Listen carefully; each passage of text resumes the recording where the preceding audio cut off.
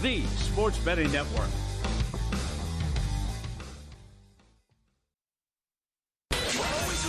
Follow the money. That's what I always say. You always follow the money. Yeah. This is Follow the Money with Mitch Moss and Paulie Howard on VSiN.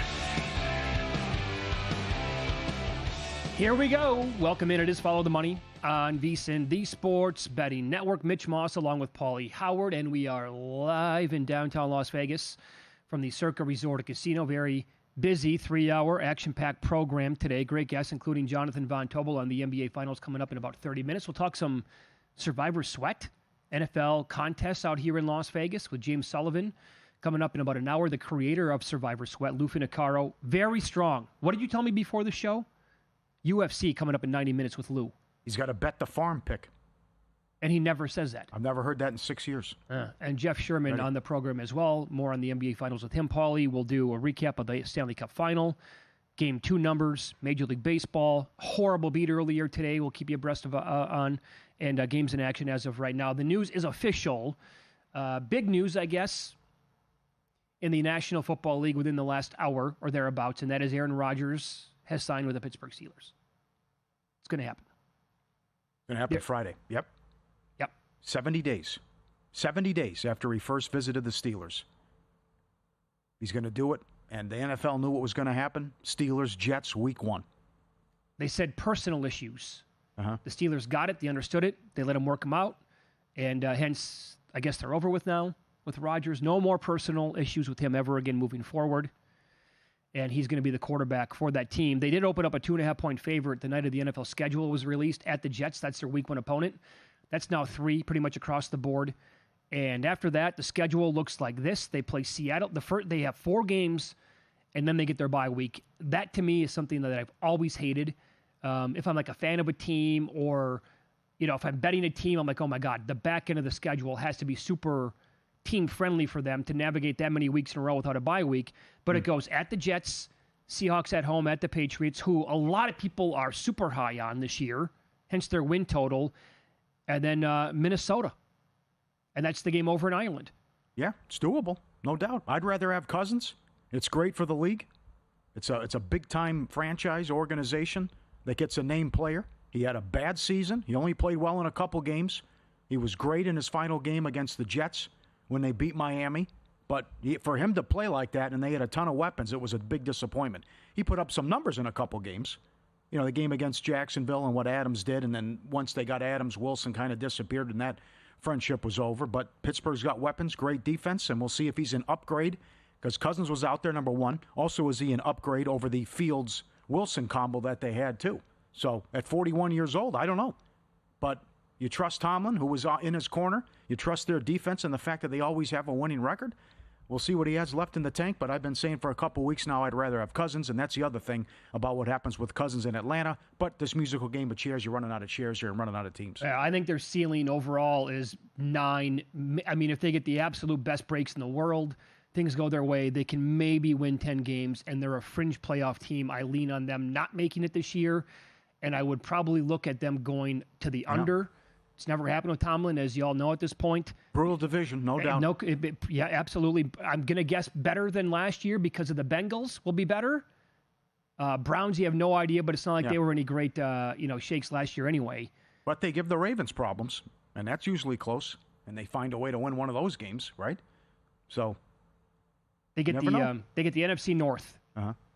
That's the other division that they play this year, and that's the best division in football. So that means they get the Lions, the Packers, the Vikings, and the Bears. We talked about that week 4 in Ireland. They're not better than the Vikings. If both teams are fully healthy, the Vikings have to be favored in that game. And I know their win total is 8.5, same with the Steelers. The Vikings are a better football team overall, top to bottom with the roster than Pittsburgh. Does it mean they're going to win the game? No. Who knows how McCarthy's going to play? My guess is damn good. With that guy as the head coach as KOC, but I'm not rushing. Put it this way. When I kind of yawned. I'm like, okay, finally we got the news. I did not make a single bet on this team. I'm only going to look to fade them. I'm not betting them to make the playoffs, win the division, over their win total. Any positive bets, no thank you. You can have it. Yeah. And there's nothing wrong with taking a wait-and-see approach, too. He might be cooked. He was bad last year. So maybe it's more of just manage the game and use those weapons and don't turn it over.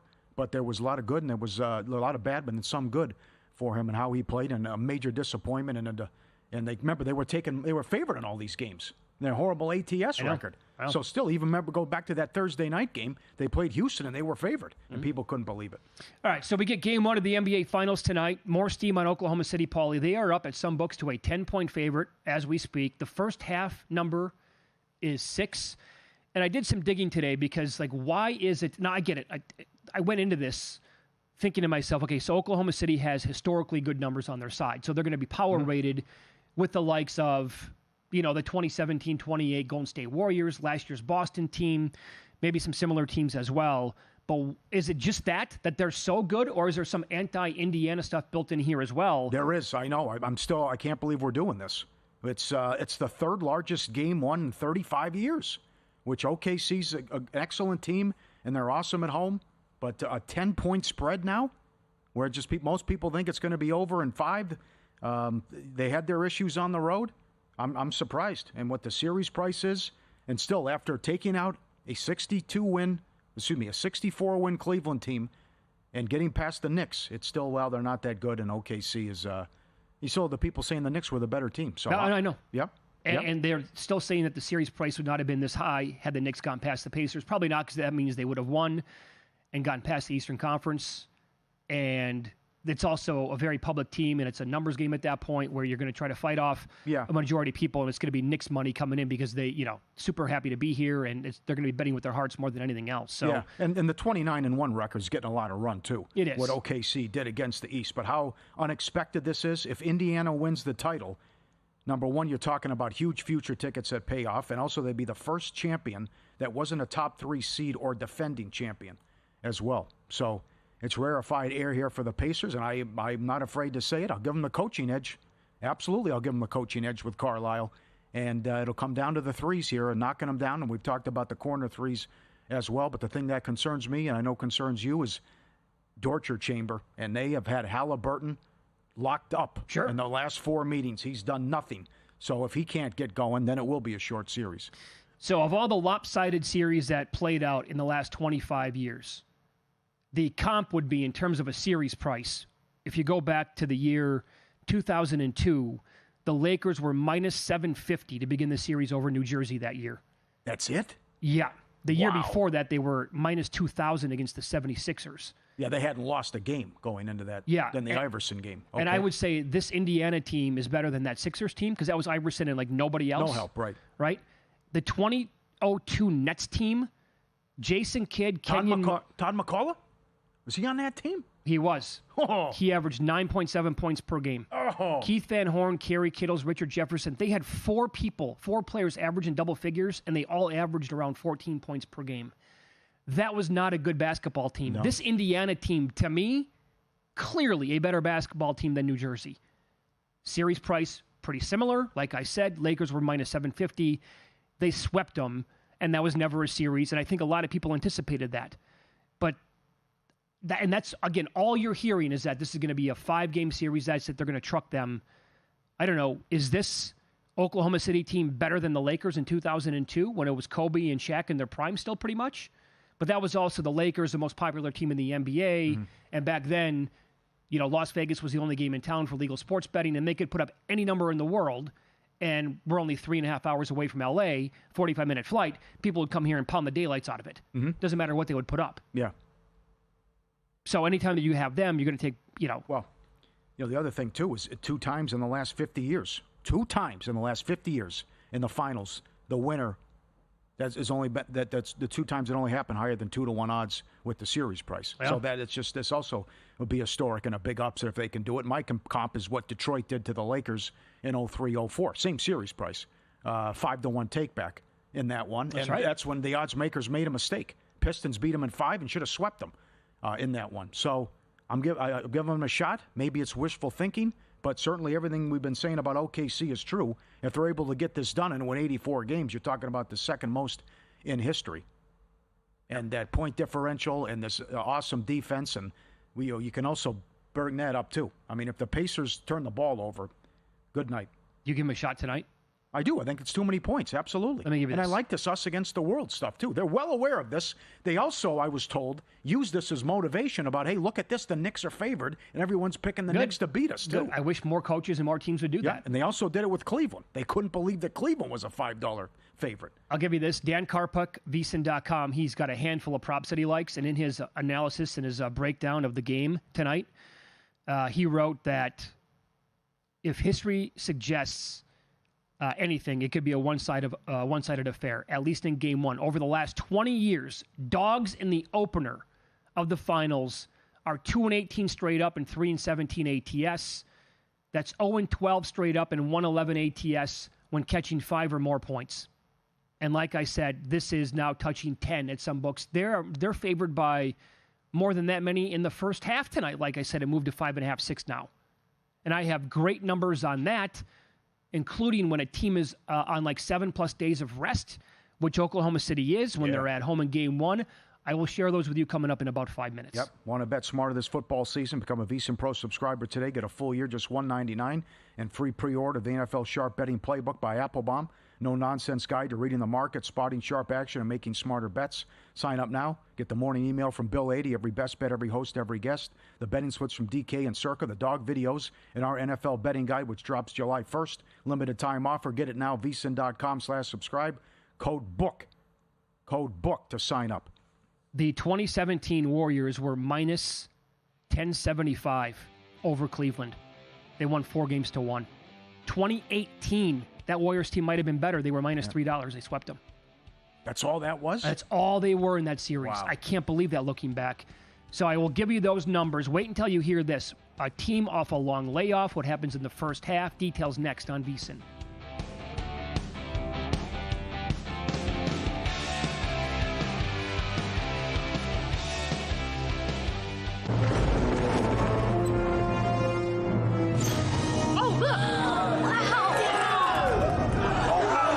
Derek, what's the guarantee? Derek? Mike, time to make history. Players in Circa Million make 5 picks against the spread each week with quarterly and full season payouts. Circa Survivor entries choose one team each week with no point spread. The last one standing wins it all. We have $21 million on the line. Are you in? Visit circasports.com for details. So, Paulie, have you had a chance to read the VSiN Daily yet? Yeah. Came in at 3 a.m. What's Bill doing up that late? Well, rumor has it, it starts off with a 12-hour meditation session. Then he just pours himself over film and live TV, really focusing and taking it all in. Bill's in with the biggest insiders, talking trade secrets, strategies, the whole nine, absorbing the info. And then and only then can the writing process begin.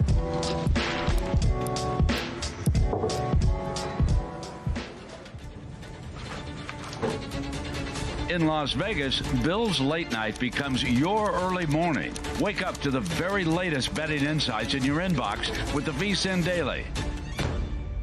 Sign up for free at vsin.com/newsletter.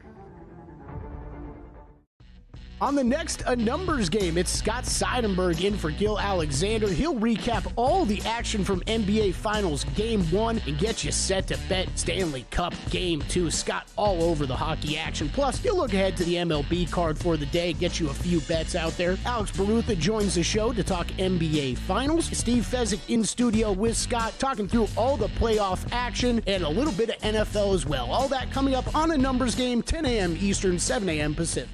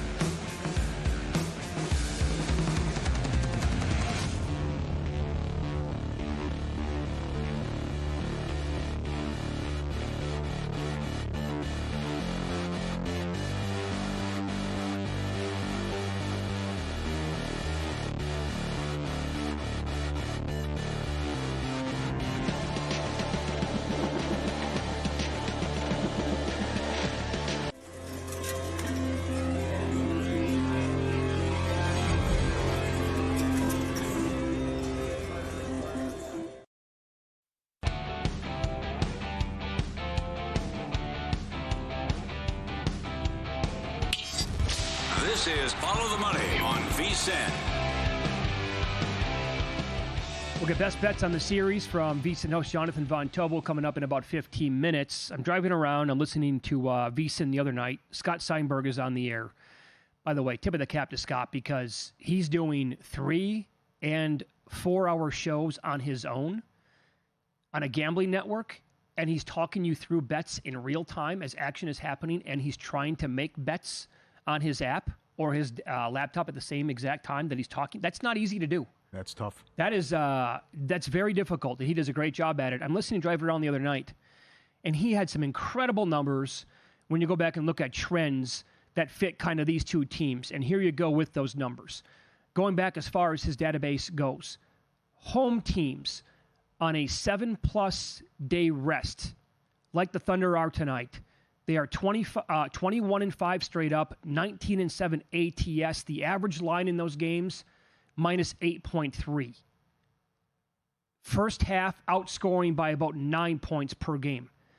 9-point favorites in the NBA Finals are 7-0 straight up, 4-2-1 ATS, winning the first half by almost 8 points. And when I heard him talking about that, he was betting and gave out. That's why his best bet was the Thunder in the first half. It was 5 at the time. Forget about it. 5s are gone. And that's some pretty strong stuff right there. When, is it the rust? Is it the rest? What's going to help? Based on the numbers that he has anyway, going back several different instances, the rest has been a good thing for the team with home court, much like Oklahoma City is in tonight. So I looked into playing. You can also parlay some stuff. I looked at the playing. You can find plus money if you parlay like the Thunder first quarter money line along with the second quarter or the halftime spread. I would also get involved in player props, and you saw what happened last night in the hockey game. A ton of same-game parlays cashed. A lot of shots on goal. Most guys went over, except Kane. More on that coming up. But you had all the big-time players getting shots and points and goals. And with this, look at the total. You got a 230 total, and if you think all these guys are going to score and it's going to be up and down and crazy pace, I think same-game parlays are where it's at, too. And you can ladder stuff as well. I think this could be a wild game one and a wild series from that standpoint. It's 30, 20-point games, a ton of rebounds, and threes as well. Because it's the number 2 offense against the number 1 defense. But again, as we've talked about, playoffs, possessions per game. OKC number 2, Indiana number 3. So you know what Halliburton says and how they're at their best. Push it, go up and down, and OKC might run with them as well. Yeah. And OKC's had some slow starts in these home games, though, too. I mean, go back to game 1 against Minnesota. Right? Minnesota should have been a big in that game. Agreed. And they eventually ran them out in the third quarter. So we'll see here. Got a lot of confidence in Carlisle, and we'll see if the threes are falling for the Pacers. Yeah, more here from VSiN.com and Steve Mackinnon on game 1. So when you go back and look again, with the opening lines, home teams being favored overall, his numbers go back, if you include 2020 in the pandemic with those games in Orlando, the home teams are 10-1 straight up.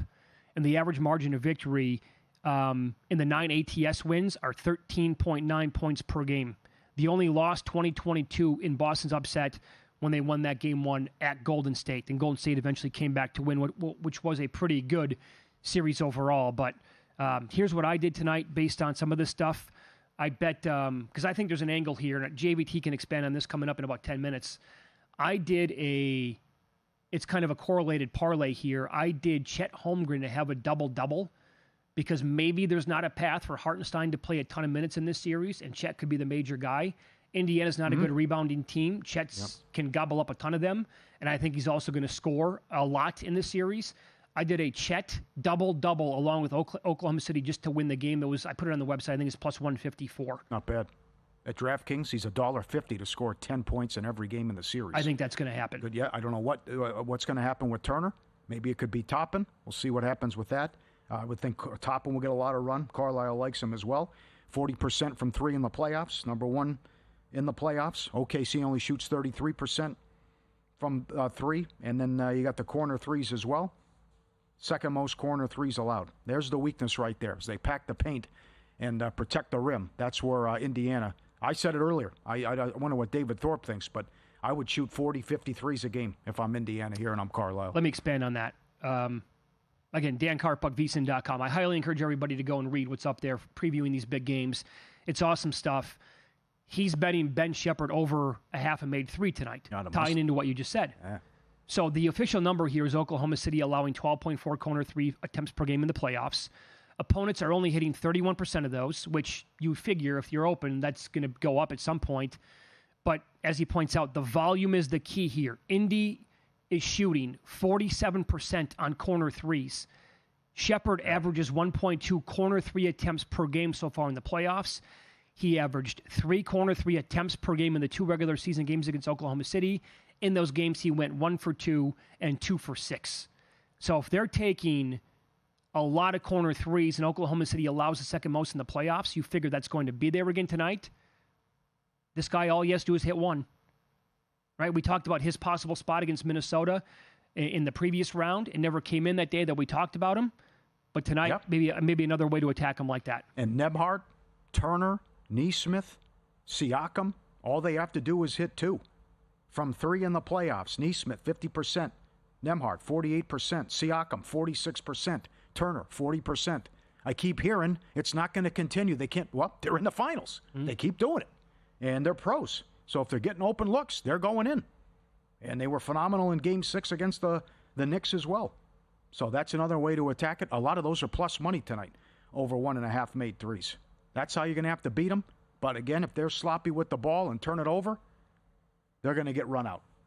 And that's... turnovers are going to... We saw that with Minnesota, right? Yep, and that's got to take care of the ball. And I think they will, but it is cause for concern with how bad Halliburton has played against these guys the last couple years. Agreed. And by the way, I totally concur with what you just said. If Oklahoma City was going to contest all of these 3s, then you would expect some negative regression from Indiana's outside shooting. Minnesota got great looks. I know they did. Great looks. Look at the 2 road games. Paul, to begin the series, again, and I was trying to point out, like, those 3s were halfway down and they came out. Yeah. Like in Game 1, if those go down, if they stay down, they win Game 1 probably. Yes. And then who knows what happens with the series. But if Oklahoma City allowed, like, the fewest amount of open 3s per game by any team in the entire league, regular season and the playoffs, then I would tell you that the Pacers shooting will not continue. But because Oklahoma City allows, I'm actually going to be a little bit surprised. Why can't this be the MO of a team? They're a good shooting team. If they got the looks, what did we say this about Golden State in their prime? Yeah. When they had Curry and Thompson and Durant? No, if they keep getting open shots, you would expect them to go in. Well, this team clearly has multiple guys who can knock down 3s. Now, to the clip of what they've been doing, maybe it won't be like 47% in some of these angles. Maybe that comes down to 38, 40. Yeah. That's still better than what Oklahoma City's been allowing. And there were comments from Minnesota after how they were surprised by the length and how they can't contest shots and how they play defense, that you could be in first shot tonight too. That also could happen. Yep. Because it's one thing to just practice and watch Hillman prepare for it, but it's another thing to go up against it. And they were housed in one of the games in the regular season. So sometimes, Minnesota, there were some good comments after Game 1, too. But then again, there's a big difference between some of these Indiana players and like an Alexander Walker or some of the bench players who were doing it, or in this case, not doing it for Minnesota. Right. More on the NBA Finals with Jonathan Von Tobel coming up in about 10 minutes right here in the program. He's got a bunch of best bets to give out for that. These bullpens in Major League Baseball. Perfect example earlier today. Atlanta led Arizona 10-4 going to the 9th. Our producer, Luke, was watching the game, and he was watching the live betting. The biggest number that he saw in the Diamondbacks was 30-1 during the game. What do you think happened? Yeah, I thought it'd be higher. Yeah, me too. Yep. Of course they came back to win. 11-10 final score. Look at what happened here. Are we talking, is the steam on the wrong player on Kansas City to win American League Rookie of the Year with Caglione? Yes. Noah Cameron did it again today. Only guy, Fernando, the only other guy to do it. 5 straight starts to start his career, 6 innings, 1 earned run or fewer. And he had a shutout through 6, and they lifted him. And so what happened? As soon as they took him out of the game, the bullpen comes in, they implode. And now the Cardinals bullpen imploded. So it was 3-0 Royals, then 4-3 Cardinals. Now it's 5-4 Royals, and they're bigger than a $3 favorite as they play in extra innings. Blue Jays are all over the Phillies 8-0, and the A's on top of the Twins 7-0. They're going to win a game. Damn, they've lost 20 of 21. Well, so here's the thing. It's only in the 4th inning. Yeah. You can grab plus 5.5 runs right now, plus money with the Twins. They're going to score. They're scoring runs against this A's pitching at some point. That to me would be worth a look. All right. KC just took the lead. Final jewel, the Triple Crowns here. Belmont Stakes. No better time to bet the races than right now with First Bet. New users get a $200 sign-up bonus. Use the promo code VSiN200. Whether you're a seasoned horse player or brand new to the sport, First Bet has all the tools to elevate your game. Download the app. Go to firstbet.com/VSiN to sign up today. Firstbet.com/VSiN, code VSiN200, and get that $200 bonus. All right, VSiN host Jonathan Von Tobel on the program coming up next. He will dive into his best bets for the NBA Finals. He has a strong opinion on the series, and he's fading Tyrese Halliburton for most assists as well. Find out how he's doing that next here on VSiN.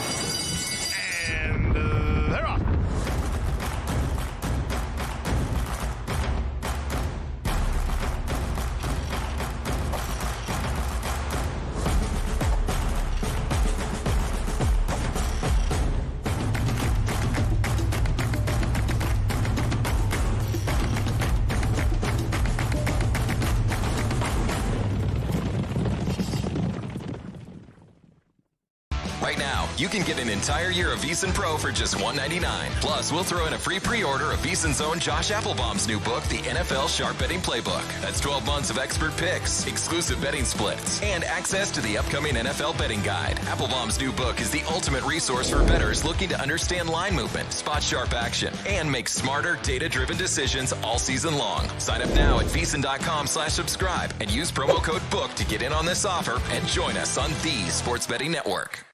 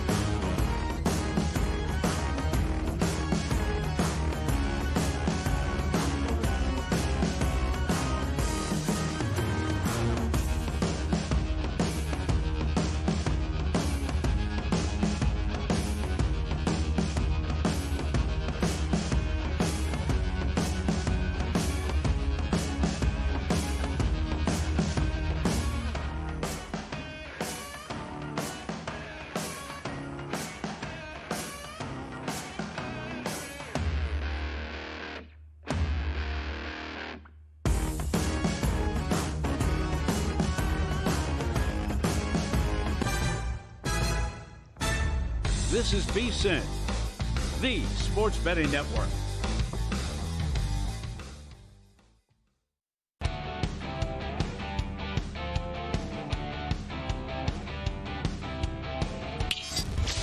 This is Follow the Money on VSiN. Game 1 tonight, NBA Finals. Thunder, massive favorites, touching 10 at some books over the Indiana Pacers. And VSiN host Jonathan Von Tobel joins the program now, loves the NBA, loves betting this sport, does a great job with Stormy Bonatoni on Money Moves, weekdays at noon right here on VSiN, noon Eastern, 9 a.m. Pacific. JBT, thanks for the time. I read your brilliant write-up on the series, and my takeaway was this. You absolutely think the Pacers stink out loud, huh?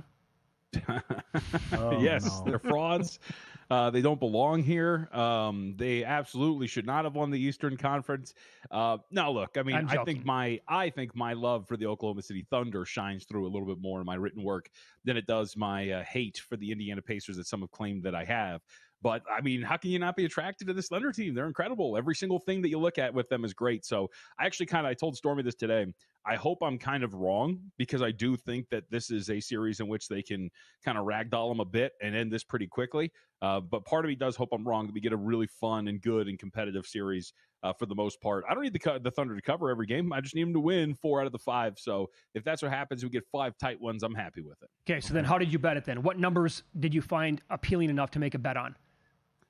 Yeah, so I think for the series itself, the two that I came around on the most were the exact results. So essentially, it's how you think each game's going to go. So there was 2 of them, betting the Thunder to win the first 3 games, then the Pacers to win Game 4, and then the Thunder to win Game 5, and then the other version, which is Thunder to win Games 1 and 2, Pacers to win Game 3, and then Thunder to win Game 4 and Game 5. So essentially, having the exact results in 5, you're getting like 7-1 on one, you're getting nearly 9-1 on the other. I think that's probably the best way to go and attack this if you're like me and everybody else in America, which believes that this is going to be a 5-game series. You can also throw a little bit on, Pacers, the exact result, which is just 5 games at plus 230. But I think that we should, first off, give Indiana some respect here. They're a very good team. Their offense is very good. They've been a very good home team. And Oklahoma City has not been a good road team in this postseason. Mm-hmm. They're just 4-3 straight up. They haven't covered a road game so far in this postseason. They've been outscored by 6.2 points per 100 possessions in non-garbage time. So I think it would be foolish of me to just assume that they're going to come in and rip off 4 straight wins when they have looked as uneven as they have away from home. So I think asking them to maybe still one of these games, because, again, they have won games on the road. They just haven't covered those ones. I think it's a fine ask. So I think 5 is a safe number if you want to just go plus 230 or play those exact results at like 7 and 8 to 1. I think those are fine things to play as well. Yeah. And by the way, those that's the result, right, for the last 2 finals, the way they played out. Because Denver beat Miami 4-1, and also last year Boston beat Dallas 4-1 as well. It'd be more intriguing and better, I think, if they went back to the 2-3-2 format. Don't you? I think they should do that for hockey probably too. Yeah. So. Because the home team's likely to win down 3-1, and at least force that Game 6 and what would happen. Mm-hmm. How big of a factor can Chet be, and how creative did you get with Chet props? So I think Chet can be pretty good here. There's a couple of reasons why. The first of which is, look, just their numbers with Holmgren on the floor have been way better. When he's the lone center in this postseason, they've outscored opponents by 21.7 points per 100 possessions, Paul. Their offensive rating's well over 120. And I think he gets a favorable matchup against Turner. When you look at the way that Turner defends, he's a little slow to get out on perimeter shooters. He is, I think, a little slow in terms of trying to guard guys who are going to try to blow by him, which I think Chet can do from time to time. I think it's a matchup that really serves Holmgren pretty well here. So I piggybacked our guy, Zach Cohen, on one of the plays. You can get him to average 20-plus points per game at 5-1 for the series. That was over at MGM. And then I took a little bit of a wild swing and took him to lead the series in points at 150-1, just to have a long shot there. But look, if this is a short series like we think it could be, if I get one blow-up game from Chet, maybe this is something where I'm right about that matchup being exploited, and he can steal that title, at least in terms of most points, from Shea over the course of this series, especially if it's a lopsided one at that. But I think asking him to average 20 or more points per game in this series against Turner, who has not been particularly great, especially when contesting guys like him, I think that is going to be a matchup that he thrives in. And I think we'll get into this too, I just don't think it's a series, Paul, where Hartenstein's going to have a very big role. Okay. And I think that Holmgren's going to eat a ton of minutes at center and solo center minutes, and I think that really helps him thrive offensively. Okay. Then what do you think Carlisle does then? How does he attack this, and knowing that he had a quick hook on Turner in some of the games? Yeah, that's going to be the interesting part about this, because Carlisle's been great in terms of the levers that he can pull and do everything that he can. This is really going to just be about, I think at least, limiting turnovers and limiting the opportunities for this Thunder team, because that's been the big thing that the Pacers have done well. It's also been the thing that the Thunder have done really well. Forcing turnovers, getting out and running, getting those easy buckets. If you guys remember the tail end of that Denver series, that was a series in which they had outscored Denver, I think, by over 30 points in points off turnovers in both of those last few games, or somewhere in that line. Like, they were brilliant in that regard. And I know that sounds simple in terms of adjustments and attacking, but that's got to be a very big one in terms of going after them. And I also think, like, Caitlin Cooper did a really good job of breaking this series down with Zach Lowe on his podcast. I think it's a big Siakam series. I think the way that they use Siakam quite a bit, especially with that high-low game with Turner and with Siakam, I think it's a series in which Siakam can really thrive against a somewhat smaller OKC team, and it's going to allow him to score at a high will. So, like, you have a player prop out there over 19.5 points for the series per game for Pascal Siakam, minus 115 to the over. I played that. You can lay $170 to him to have more points in the series than Tyrese Halliburton. I think Siakam is going to be a very big weapon for Indiana throughout this series, and I think that's the way that Carlisle is going to go. I think they're leaning on him offensively in a really big way. Let's follow the money. VSiN, the Sports Betting Network. Our guest, VSiN host Jonathan Von Tobel. He's on the Progressive guest line as we continue talking about the NBA Finals. Game 1 begins tonight. And the Thunder are a huge favorite in this game, 9.5, 10 points, depending on the book that you're shopping at. So always look around. It has not gone well for Halliburton in recent matchups against his Oklahoma City defense. They can throw a plethora of guys at him and just make life a living hell. So based on that, how are you fading him with the most assists overall in the series? So this was initially a good read because it seems like the market really agrees with me here. But DraftKings and other spots, DraftKings had him priced, Mitch, at minus 900 to lead the series in assists at one point. That has greatly dropped now. But I just thought that they were mispricing Halliburton in that market. The assist opportunities, I believe, are not going to be here as plentiful in some of these other series. And if you look at, for example, the previous three opponents in this postseason for Oklahoma City, obviously the Grizzlies, Nuggets, and Timberwolves, they saw their assist-to-pass rate drop dramatically in their respective series. Denver went from 10.9%, so essentially the percentage of passes that lead to an assist, 10.9% in the regular season to just 7.4% in the conference semifinals. You saw Memphis go from 10.3% in the regular season to 7.3% in the first round. This is a team in Oklahoma City that is able to stay home, that is going to feel comfortable, that I think is going to limit the opportunities for Tyrese Halliburton to drive and kick to open shooters, not just the kick to open shooters part, but the drives as well. Guys, how many times were we talking about that Timberwolves series where Anthony Edwards was coming off of a game in which his average shot was about 20 feet or longer because he could not get in the paint? How much did we talk about Denver in that series where they all of a sudden became a perimeter-oriented jump shooting team because Oklahoma City cut off the paint? I don't think those opportunities are really going to be there for Tyrese Halliburton. I think he is forced to revert to a little bit more of a scorer than he is a assister. So I went with Shea to lead the series in assists at 5-1. I really like that one a lot. And then I put a long shot in on Jalen Williams as well to lead the series in assists at 66-1. I just thought those prices were off. The probability of them leading this series in assists was much higher than what the market was initially indicating. And we've seen some pretty severe drops over the last 12 hours. But I still think Shea in the range of 3-1 to lead the series in assists is worth playing. Are you attacking any of the others for, one of these two teams at all, maybe starting tonight? Are you because you love Cason Wallace. I think you tweeted out recently. Yep. He might be the second best player on their team. I couldn't tell if that was sarcasm or not. I love the guy. He's very good. Mm-hmm. Are you looking at Caruso? Are you looking at maybe playing Mathurin? Anybody else that I might be leaving off that list? No, so you're right. Like, I think Cason Wallace is going to have a really big series. I think he's very much worth working again. Points, rebounds, and assists over. I've been playing him almost every single time in this postseason. I think I've texted you about it in playing him over these points, rebounds, and assists. As long as they're in that range, and you can tell me exactly what it is right now if you have it in front of you. I think it was 12 and a half earlier. 13 Yes, I think that's still too low. I think he's still getting priced as like a fringe bench guy where over the last 4 or 5 games of the postseason, he's been getting like 30 minutes a game. I think he's a regular part of the rotation. This isn't a team either in Oklahoma City that is going to force you to play big. You're going to feel comfortable playing all your small guys that you really trust. Wallace is a dude they're starting to trust more. I think he's still getting priced too low on those points, rebounds, and assists. He can do it all. He's very much worth riding there. And not to the point of following or riding these dudes, but to kind of build on what we talked about here, I don't think Isaiah Hartenstein has a place in this series. I think when you look at the numbers, when him and Holmgren are on the floor together, their offense greatly suffers. They only outscore opponents in the playoffs by 1.2 points per 100 possessions when you play your two bigs on the floor, as opposed to when Holmgren's out there and you completely annihilate every single one of your opponents. And guys, this is not a series in which you're forced to play big, right? The last 2 opponents for OKC were big teams. It was Denver, it was Minnesota. You were forced to kind of roll with your double big lineup. You don't have to do that here. Turner averages less than 5 rebounds a game, right? He's not a low post threat. You're going to be able to get away with just playing Holmgren by himself. So under on points and rebounds game to game. I was looking for some series-long props for Hartenstein. I really couldn't find any. But under points and rebounds for Isaiah Hartenstein game to game until we see a legitimate adjustment in the market, I think is very much worth following. Strong analysis as always. You can follow JVT on X. He is at MeJVT, and catch him every single day at noon Eastern, 9 Pacific right here on VSiN with Money Moves and Stormy Bonatoni. Thanks, pal. Good luck tonight. Thanks a lot, guys. See you in Omaha. You got it. Catch you on the Progressive guest line there. Yep, there you go. Told you. The hatred just oozing through the speakers right now for the Indiana Pacers by Jonathan Von Tobel. Public's all over the Pacers tonight at several books.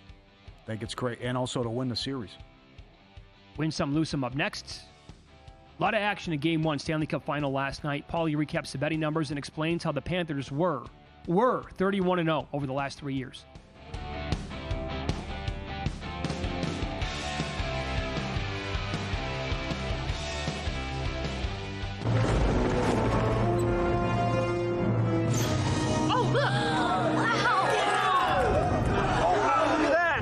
What's the guarantee? Mike, time to make history. Players in Circa Million make 5 picks against the spread each week with quarterly and full season payouts. Circa Survivor entries choose one team each week with no point spread. The last one standing wins it all. We have $21 million on the line. Are you in? Visit circasports.com for details.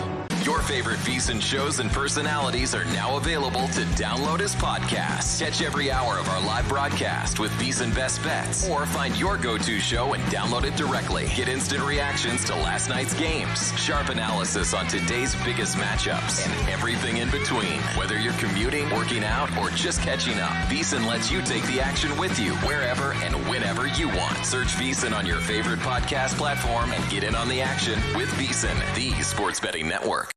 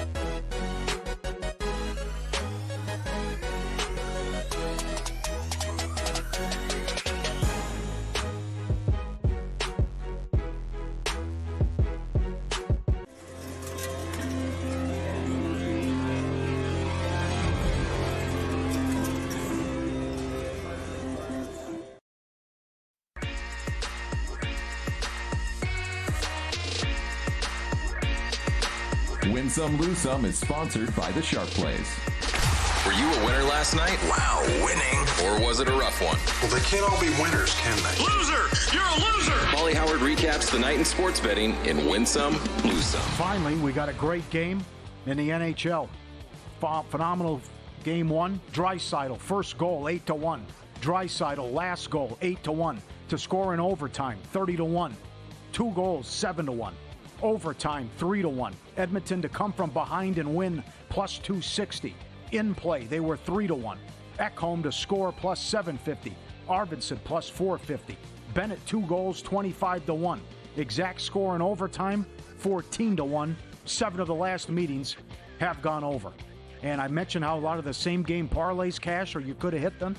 Someone at Caesars hit one on a profit boost, same game parlay. $100 paid $9,400. Edmonton in the over. Draisaitl scores. Shots on goal over. McDavid shots on goal over. And Bennett scores. Incredible. Good job. D-backs plus 150. Twins 135 up to 165. Diamondbacks earlier today 30-1 in play. Down 10-4 in the ninth.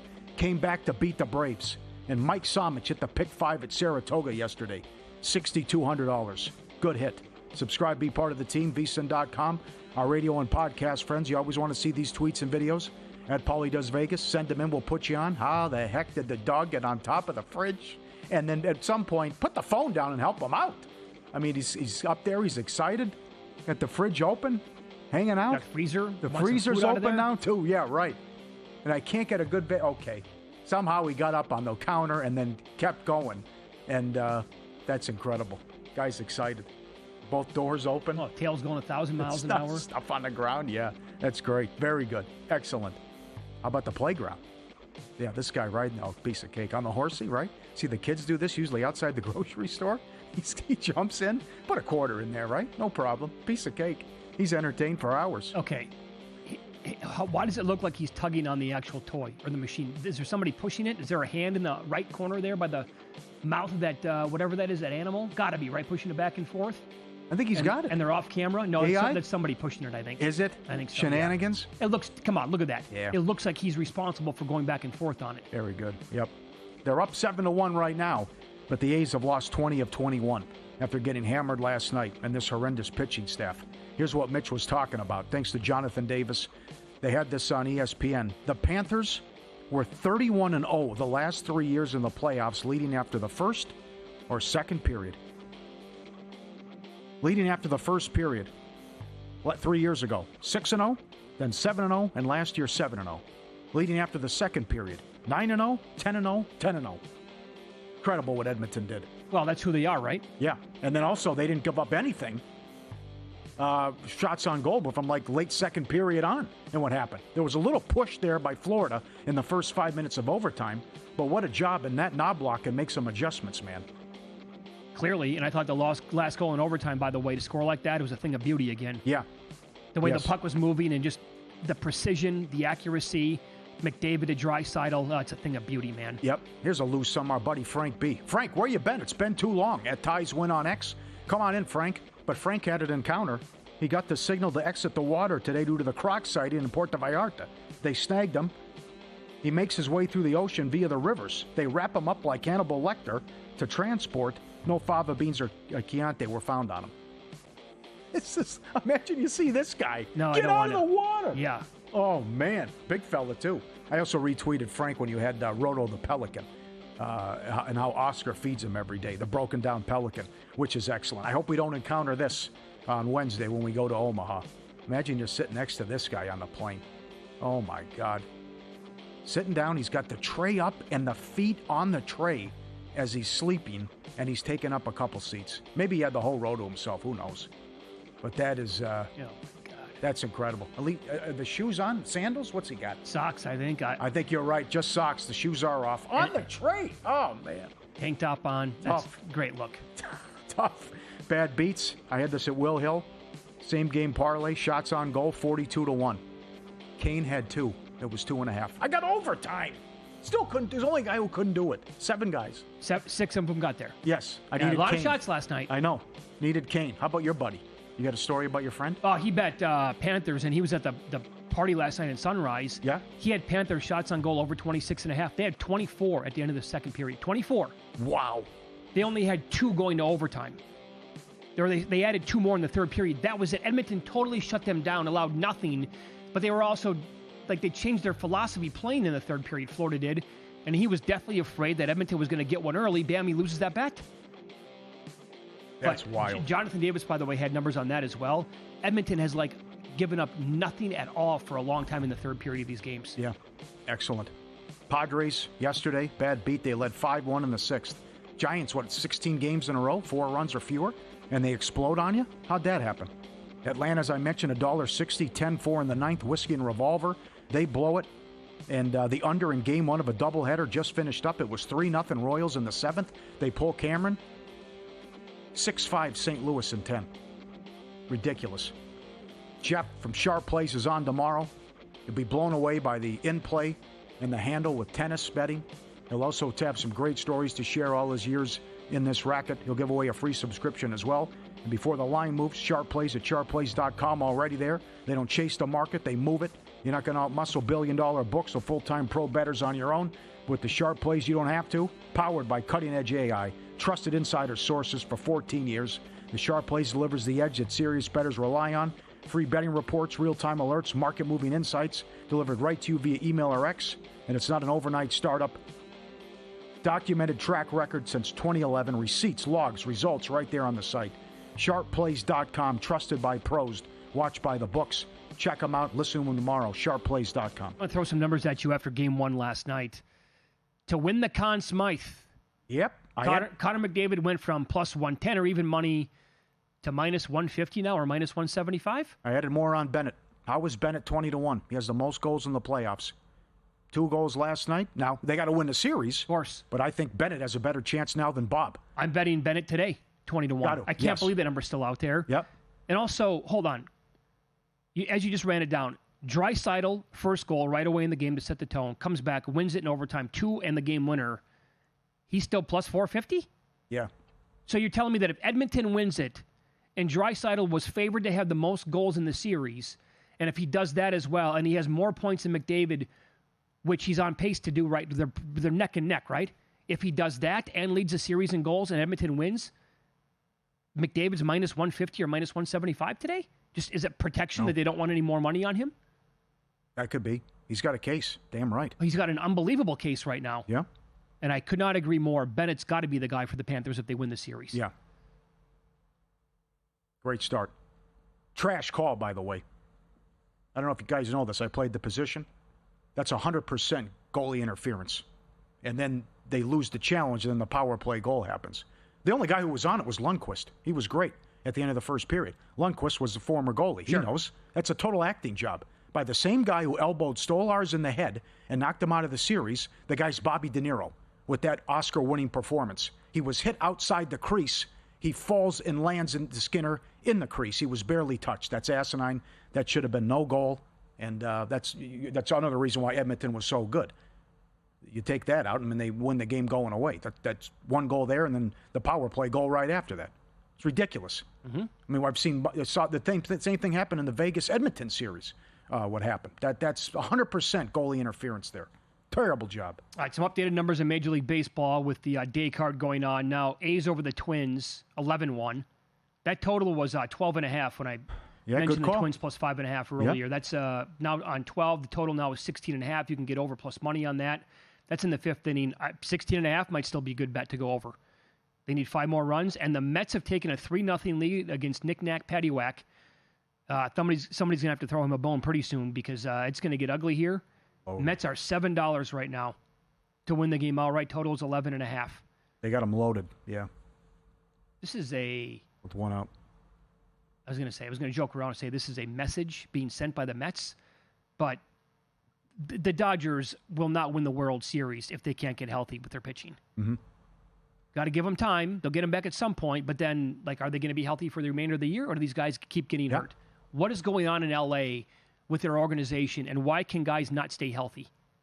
It's year after year with this. Yep. How about what's going on in Philadelphia? Now they can't pit. Luzardo roughed up again. And Toronto's playing good ball. 8-1 in the 6th. Yeah, that's back-to-back. Usually you want to back a guy unless an injury is coming. Right. Luzardo gave up 12 earned runs in his last start to the Brewers today. He comes back and he gives up 8 earned to Toronto. And yeah, you're right. Toronto's been blazing hot with the bats lately. Mm-hmm. But his ERA is now almost 4.5 on the year because of his last 2 starts. Well, it's ridiculous what they did the last time out. They left him in. He gave up 12 runs. Football contest. James Sullivan from Survivor Sweat coming up next. What does he think the overall pot will grow to this year for the original Circa Survivor? 20 million? More? We'll ask him next.